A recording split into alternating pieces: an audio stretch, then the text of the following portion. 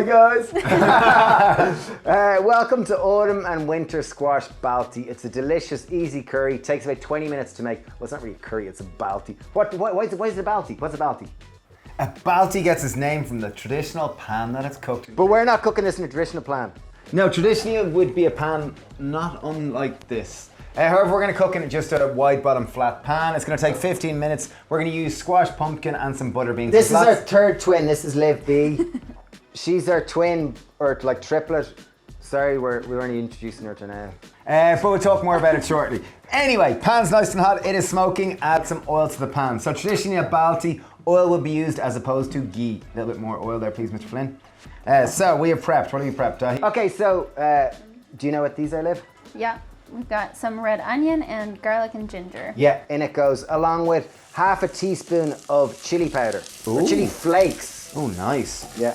Okay, so Indian stock traditionally would be onion, garlic, ginger and chili. We have omitted the chili, but we are putting in chili powder instead. So be careful here. The one thing you're going to be careful here is just that the ginger or the garlic doesn't overcook. So once the garlic starts to golden, it is time to add in some sauce elements. So Liv's our third twin. She's from Canada, from Halifax in Canada, and she's going to tell you about herself. Yeah, so I have a YouTube channel, it's called Liv B, and I also have 2 cookbooks where I do easy, simple vegan recipes, lots of baked goods, and my most recent book has sheep pan, 1 pot, and 5 ingredient recipes. Cool. Very good. They're beautiful as well. Really well done. Sheep and 1 pot. Sheep, 1 pot. Sheep pan, 1 pot, and 5 ingredients. Ah, cool. Good concept. I like that. Thank But you. do check Liv out. She's got a cool YouTube channel and great on Instagram too. Okay. So it's starting to brown here. What we're trying to do with our base veg is that it starts to caramelize and we encourage a little bit of enzymatic browning.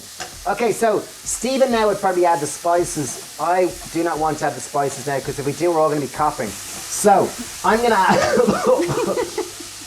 On cue. Okay, sorry about that, yeah. Okay, so we've got about 800 grams of squash or pumpkin, whatever kind of, like this is butternut squash. We've left the skin on it. Skin can sometimes be a little bit bitter. My personal favorites are kabocha squash, if you can get that, or potty moron. I think they're amazing too. In this case, we're just using a regular butternut squash. We chopped it into bite-sized pieces, and I'm just going to add it in with a decent pinch of salt and a couple of tablespoons of water. There's your boiling water behind you. So I'm just going to put a couple of tablespoons of water. 1, it's going to deglaze the pan, and 2, it's going to encourage from frying to steaming. That's probably about like 50 ml of boiling water. I'm going to pop the lid on and we're going to steam that for, I'd say, 5 to 10 minutes. Okay, so we've cooked in our pumpkin and our squash here for probably a good 10 minutes. It's steamed right down. It's lovely. It's juicy. It's succulent. It's everything you would want. It is everything you would want in a Balti. If the onion and kind of squash does start sticking to the pan a little bit, we're just going to simply use a can of chopped tomatoes to deglaze the pan. So deglaze the pan, fancy term for just literally... Scrape the stuff off the bottom. Yeah, exactly. That's just a chef term for scraping the starch off the bottom and incorporating that lovely burnt flavour. Caramelized flavour, David. Caramelized, yeah, sorry. That sounds more positive than burnt, doesn't it? Okay, spices. What do we got here? Spices. Liv, Okay, so maybe we'll add in our spices. Do you want to try to play the spice game? Yeah. Turmeric, Teaspoon of turmeric, garam masala, 2 teaspoons of garam masala, coriander, teaspoon of coriander, teaspoon of cumin, and cinnamon. yeah, Beautiful. boom, in they go. So there are a good few more aromatic spices in this, and they're worthwhile seeking out. As Dave was debating earlier, he thought people would want it much simpler, and he just was going to put Maybe 2 let us know down below. We were debating about, and we were discussing it together, Liv, Steve and me, about going, should we, I was saying, why don't we just simplify this and have 2 tablespoons of curry powder, and then we've cut out 5 spices, 5 ingredients. And Liv was saying, well, I don't know, there's people who love all the spices and like a more complex dish, and Steve is somewhere in the middle. So what do you think? I was saying I definitely like more spices. I like when there's more complexity to the dish. I like when there's more nuance of flavour. What do you think? But now you've kind of set it up in your favour now. I think there's a bit of bias here. I would think simplicity is easier. Simple, easy, quick, repetible. It's more, but anyway, over to you. Okay, next up we have a tin of butter beans or chickpeas. I think we're just going to go with one of them. We could go with a tin of both. That's 1 tin of butter beans, 250 grams of cooked organic butter beans.